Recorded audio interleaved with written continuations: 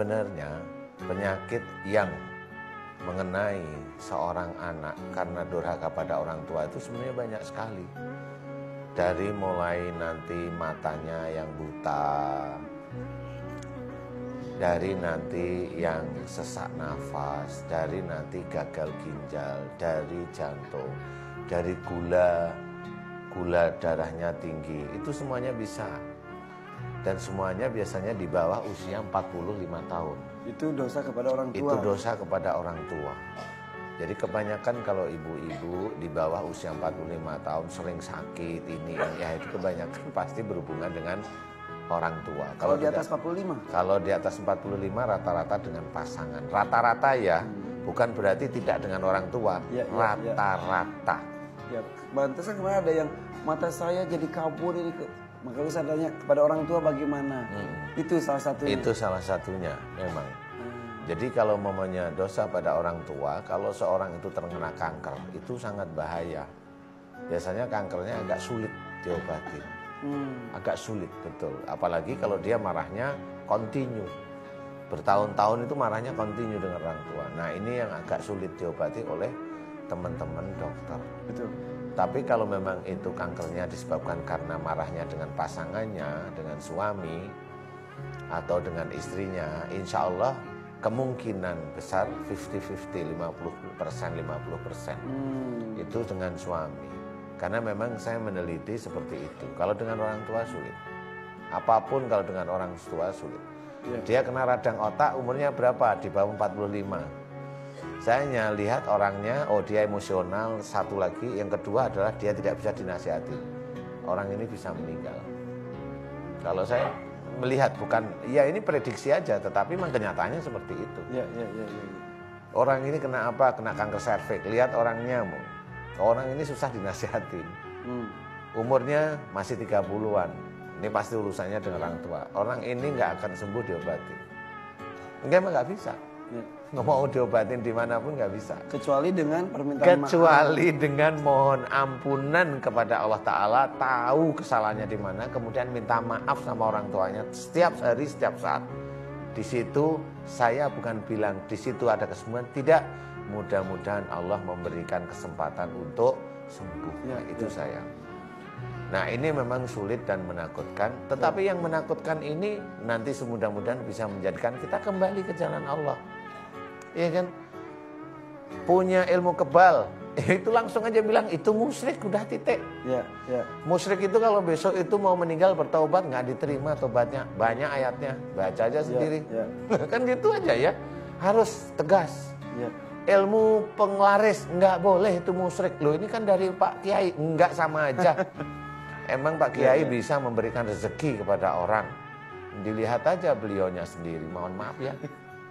Tapi ketika dosa kepada orang tua harus ada dua arah permintaan maaf. Iya, kepada Allah Ta'ala, karena catatan dosa kita kepada Allah, habluminallahnya tetap ada, habluminannasnya tetap ada. Kita harus berhubungan dengan orang tua, kita minta maaf setiap hari, setiap saat. Mudah-mudahan dari ketulusan kita, mudah-mudahan tobat kita diterima oleh Allah, itu kuncinya. Bahkan ada kisah Nabi juga menyebutkan salah satu sahabatnya meninggal sangat sulit sekali, ternyata dia punya dosa kepada ibunya. Sampai akhirnya ibunya memaafkan, dosanya baru deh. Iya, itu sama. Betapa ya. Sama, memang betul begitu. Itu memang terjadi karena saya sangat sering sekali menemukan itu. Sama juga, seorang orang tua nggak bisa meninggal karena apa? Mikirin anaknya belum nikah-nikah. Nggak meninggal Ada juga. Ada sering begitu. Nah itu karena si orang tua ini sebenarnya sudah waktunya, tapi dia mikir masih duniawi, ya nggak meninggal. Nah sekarang gini Ustaz, kalau anak dosa kepada orang tua harus mohon ampun kepada Allah dan juga meminta maaf dengan tulus kepada orang tuanya. Jika sebaliknya orang tua keburu berdoa atau bersumpah serapah kepada anaknya, keburu terucap, apa yang harus dilakukan oleh orang tua supaya dianulir gitu? Iya sebenarnya ada banyak.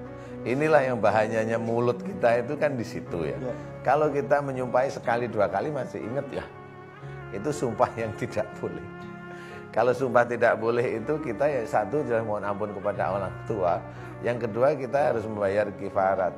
Jadi membayar kifarat boleh dengan memberikan makan kepada 10 orang du'afa, berikan pakaian pada 10 orang du'afa, atau puasa 3 hari untuk kifarat sumpahnya kita.